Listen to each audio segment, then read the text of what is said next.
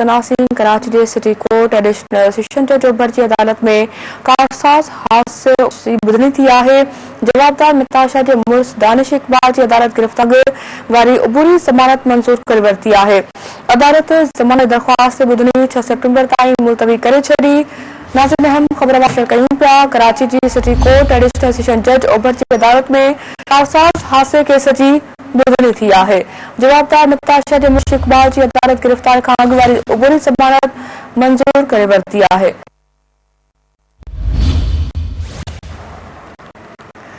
कराची जी city court additional ओभर जी अदालत में कारसाज़ हादसे केस जी ॿुधणी कई वई आहे। जवाबदार नताशा जे दानिश इकबाल जी अदालत गिरफ़्तारी खां अॻु वारी उबूरी ज़मानत मंज़ूर कई आहे। अदालत ज़मानत दरख़्वास्त ॿुधणी 6 सेप्टेम्बर ताईं मुलतवी करे आहे। कराची जी सिटी कोर्ट एडिशनल सेशन जज ओभर जी अदालत में कारसाज़ हादसे के ॿुधणी कई वई आहे। जवाबदार नताशा जे मुड़ुस दानिश इकबाल जी अदालत गिरफ़्तारी खां अॻु वारी उबूरी ज़मानत मंज़ूर करे वरिती आहे। अदालत ज़मानत दरख़्वास्त ॿुधणी 6 सेप्टेम्बर मुलतवी करे छॾी आहे।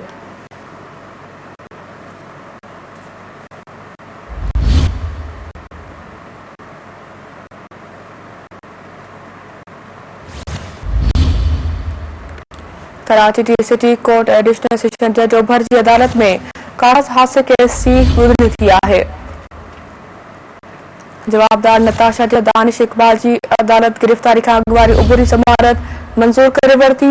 ज़मानत दरख़्वास्त ॿुधणी 6 सेप्टेम्बर ताईं मुलतवी करे छॾी आहे।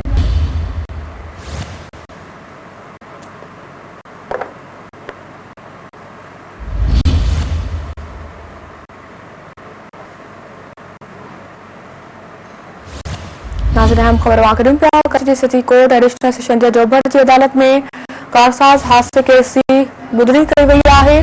जवाबदार नताशा जे मुड़ुस दानिश इकबाल जी अदालत गिरफ़्तारी उबूरी ज़मानत मंज़ूर करे वरिती आहे। ज़मानत दरख़्वास्त ॿुधणी 6 सेप्टेम्बर ताईं मुलतवी करे छॾी। कराची जी सिटी कोर्ट एडिशनल सेशन जज अदालत में कारसाज़ हादसे केस जी ॿुधणी कई वई आहे। इन वारे सां तफ़सील सां राब्तो कंदा कराची में Sun TV news report Sikandar Bhutto सां। जी सिकंदर, अपडेट कजो न ॿुधणी जे हवाले सां। जी सिकंदर, आगाह कजो।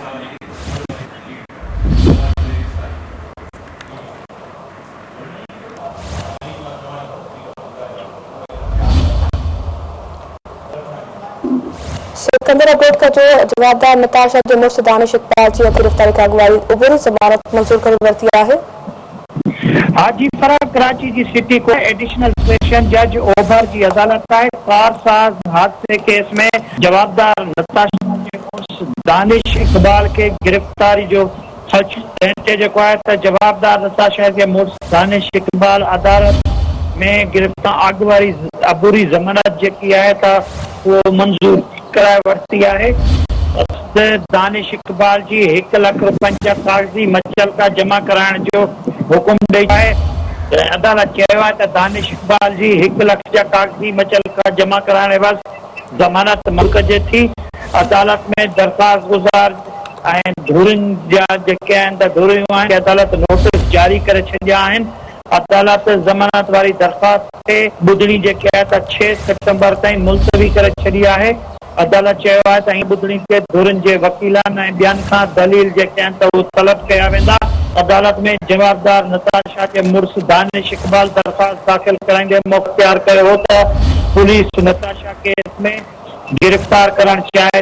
मुंहिंजो को बि ॾोह न आहे ऐं न ई मुंहिंजो केस सां को तालुक़ आहे। अदालत खे इस्तदा आहे त गिरफ़्तारी खां अॻु वारी जेकी आहे त ज़मानत मंज़ूर कई वञे। ठीकु आहे सिकंदर, अपडेट करण लाइ महिरबानी।